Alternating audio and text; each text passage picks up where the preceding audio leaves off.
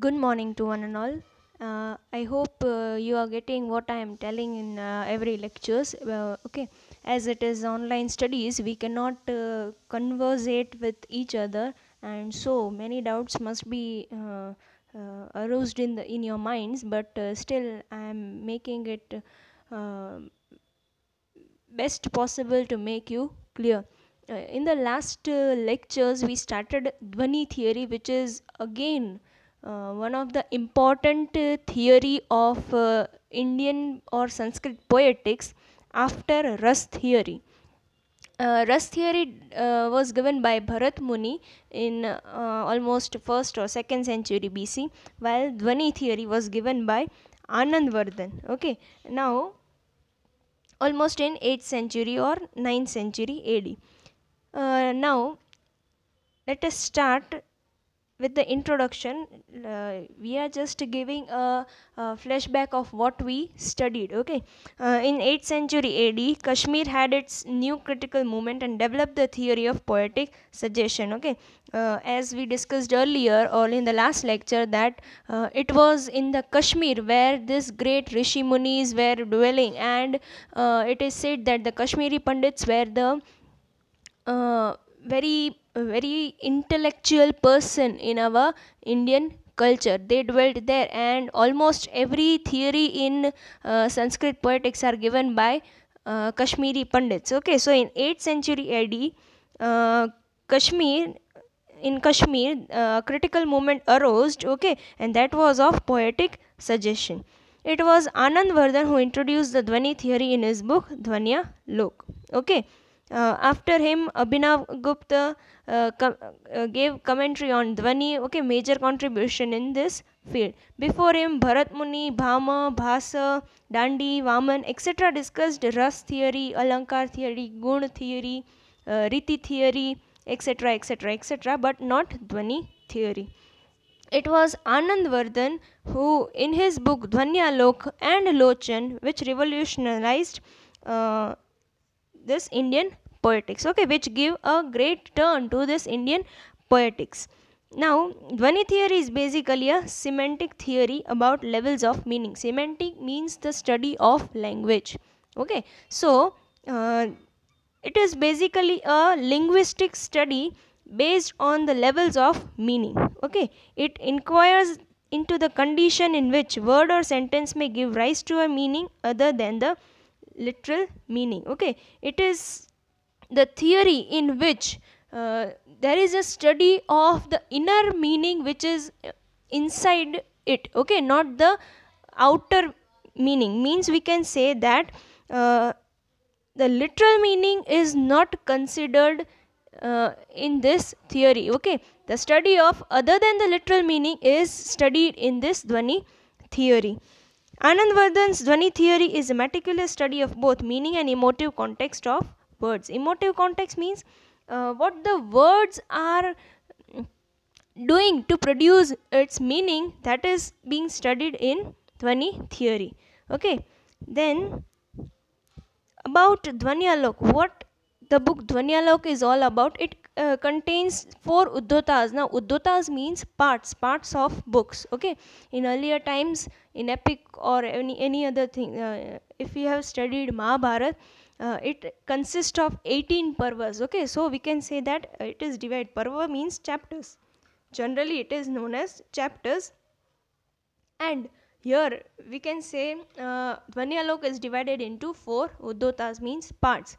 In every epic or any this classical literature, every book is divided into several parts. Okay, so this book is also divided into 4 uddotas, that is the parts. That first one is introductory notes to Dhvani. Then the second one is basic concept of sport. Third, the nature of Dhvani. And the fourth is types of Dhvani. In that, first we did, that is introductory notes to Dhvani. Literature is basically expressed through the medium of words. Okay, literature is what? The expression of emotions, feelings which are portrayed in the society by different people. Okay, and that too are expressed through words. Okay, words or sentences.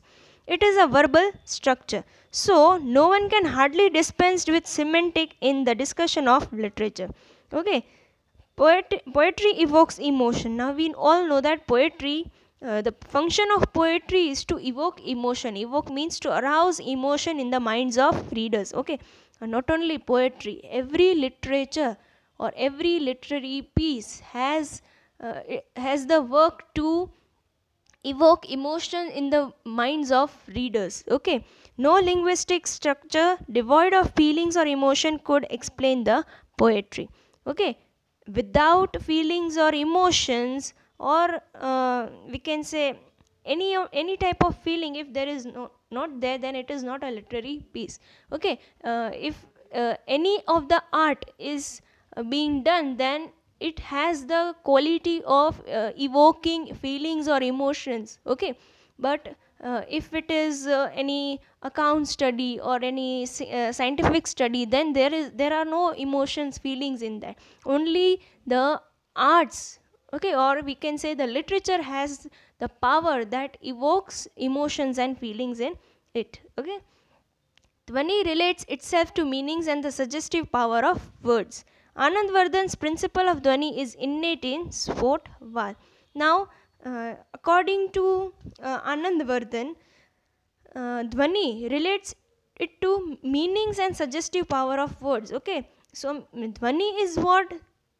Meaning and suggestive power of words. Suggestive power means the words are that type designed in that type designed that it suggests something. Okay, so this Dhvani theory is innate in Sportvad. So first we have to learn what is Sportvad. Okay, and the second chapter we are dealing is the Sportvad. Sportvad divides the words into sounds and the sentence into words. Okay, if there is a sentence, and first it is divided into words, and the words are divided into sounds. Okay, from that the last sound or last word in a structure indicates sport. Now you will get tensed by that what is sport then. Now sport means, in general, it is the power or energy released from something. Okay, in general, etymologically, sport means the power or energy which is released from something to make it sensible, that is called sport.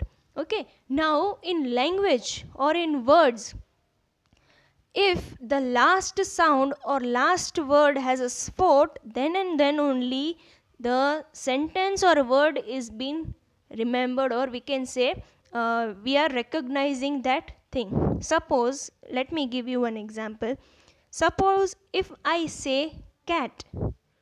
Okay, so cat, C-A-T, cat. Now here we can say if I write CA only, okay, then ka, no one will understand. You will say, what are you telling, ma'am? What is CA? If I add T to it, that is CAT, okay, that means the last word or last we can say alphabet, due to that only we are having a strike in our mind that cat means cat, cat means biladi. Okay, so the sport in the last sound or last word, that is indicated, that indicates the sport. Okay, let me give you another example. If I say he is a musician, okay, he is a musician. Now if I say he is a, okay, if I say he is a and I remove musician, will you get my point? What I am going to say? Okay, you will say what he is. Okay, there will be a question in your mind, what he is. So the last word in the sentence, that is he is a musician, that creates a spot in your mind. Means what? A spark in your mind through which you will get the meaning of the word or the sentence, that is called spot. Clear? So it is from the last sound or last word a cognition of entire word or a sentence structure is derived, together with impression produced by preceding sounds. The last word or the sound that creates an impression in our mind, which helps us to understand the previous or preceding sounds or words in a sentence. Clear? I hope I am getting you clear more and more. Let me tell you from the beginning what is sport.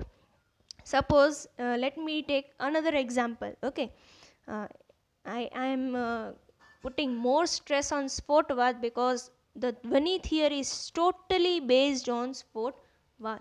Just as Rus theory is basically having its base in mental states, that 8 sthai bhavs. Likewise, in Dhvani theory, Sportvad is the basic concept. Okay, so let this full lecture go like this only. Okay, but I want to make you clear the sport one. Okay, suppose let us take an example of a sentence again. Okay, uh, yes, if we say my mother is making, okay, so there will be a question in your mind, what your mother is making. Okay, because there is no spark in your mind. Okay, તમારા મગજમાં તરત એક પ્રશ્ન ઊભો થશે, તમારા mummy શું બનાવે છે? What your mother is making. Okay, but if I add soup to it, my mother is making soup. Okay, so that soup, that last word creates a spark in your mind that yes, your mother is making soup. Clear? And due to that only you will understand the preceding sounds or words. Okay, if I only write soup and if I don't write the preceding sound, then also it is not understood, because one word cannot get every sense. Okay, so even the preceding sounds are very important, and even the last word or sound is very important.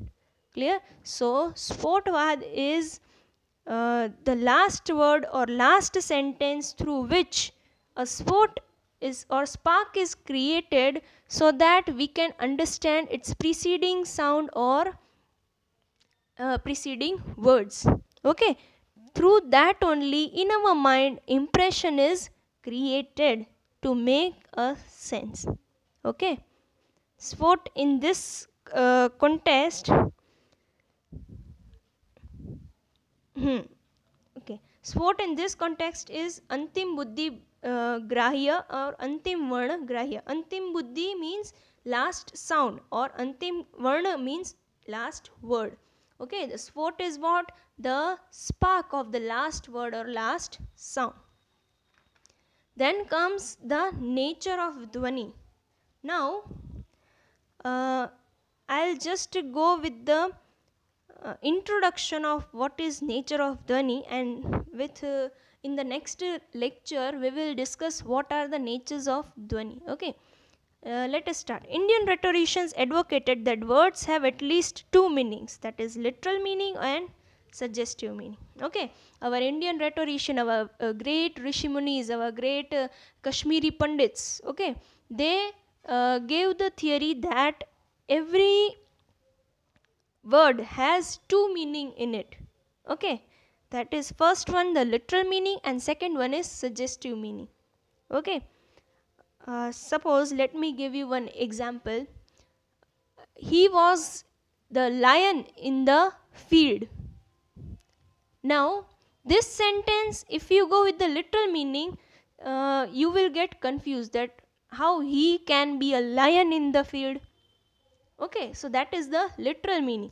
But the suggestive meaning, what the suggestive meaning is?